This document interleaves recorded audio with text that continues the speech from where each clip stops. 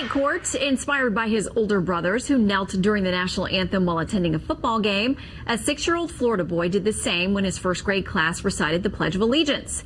The boy's mother says she found out about the incident when a teacher texted her saying the class was learning to be good citizens, adding, quote, that we stand for the Pledge of Allegiance. The mom says the teacher's reaction took away her son's right to free speech. So she is suing for up to $75,000 in damages and wants a judge to affirm her 6-year-old son's right to kneel. So let's talk about it with our legal eagles, criminal defense attorney Brian Claypool and former federal attorney Emily Campagno. Thank you both for being with us tonight. Thank you. Thanks, Sharon. Okay, so first of all, let's talk about that. Florida actually has a statute that talks about this. They want everybody to stand and respect the flag, but there is an opt-out. It says, upon written request by his or her parent, the student must be excused from reciting the pledge, including standing and placing the right hand over his or her heart. And it goes on to talk about what is expected of students. The family says they didn't know, Emily, that nobody told them this opt-out existed. Right. Well, the notice is inapplicable here, and that statute was dissected in the Florida courts, and they specifically addressed this issue. They held, look, it's basically a balancing test here, right? And the balance is that neither side has unqualified, unprotected or protected rights. And the court held, look, in the examples of mature high school students, in limited circumstances, they might outweigh the rights of the district and the parents and the school itself. But certainly in a substantial number of instances, specifically elementary and middle school children, those likely does not apply. And so here, especially without notice, ignorance is not an excuse whatsoever, and this is squarely held within the law. Okay, now the school says this because the complaint's been filed. The school has now responded. They said, this district, saying the school board specifically denies that a first grade elementary student has an unqualified, clearly established right to kneel during the Pledge of Allegiance. There is a 1943 Supreme Court case on this saying you can't force kids to salute or to say the pledge. I mean, Brian, are we talking about the technicality of kneeling here? Is it about the student's age? How does this work?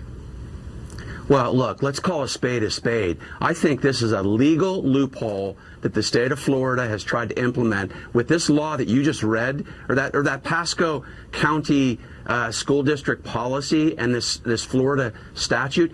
It is clearly at odds with this U.S. Supreme Court case that you mentioned, the West Virginia State Board of Education versus Barnett, Shannon.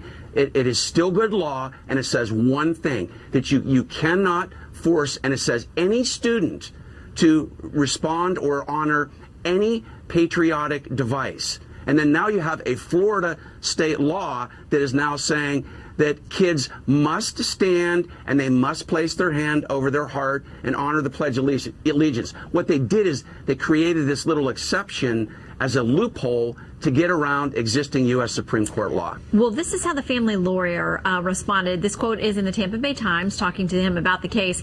He says, I'd respectfully suggest that this is a bold assertion to be made by teachers and a governmental institution vested with the responsibility of teaching children about United States history and the U.S. Constitution. Emily, they're referring to the fact that the 6-year-old doesn't have this unqualified right to take a knee. Exactly. To me, that was kind of a sensationalized reaction to what was clearly an interrogatory answer. I do understand Brian's point, and it's fair. But that being said, the statute is law right now, and until it is stricken down as unconstitutional, then those kids and the parents have to comply. And the bottom line is that there is a balancing test and a balancing factor that comes into play on school grounds. Neither side, again, has full unfettered access. These rights have to be balanced. And so especially in the instance of a 6-year-old child, the school's interests will likely, per the court decision that I referenced earlier, outweigh that child's desire to kneel during the Pledge of Allegiance. I mean, Brian, how far do you think this goes? Because the Supreme Court case we've been talking about is from 1943. Do you think it's time for an update? Because this is a debate that we're having all over the media the last couple of years. And kids are responding to, in this case, he looked up to his older brothers.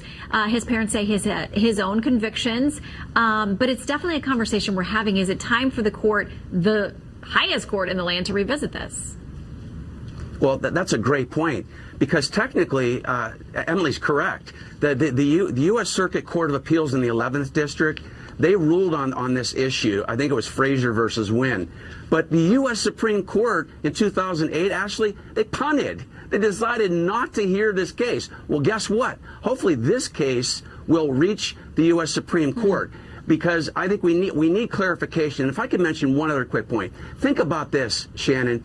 If a 7-year-old child or a 15-year-old in 9th grade goes to their parents under this Florida law and says, hey, Mom or Dad, I don't want to honor the Pledge of Allegiance.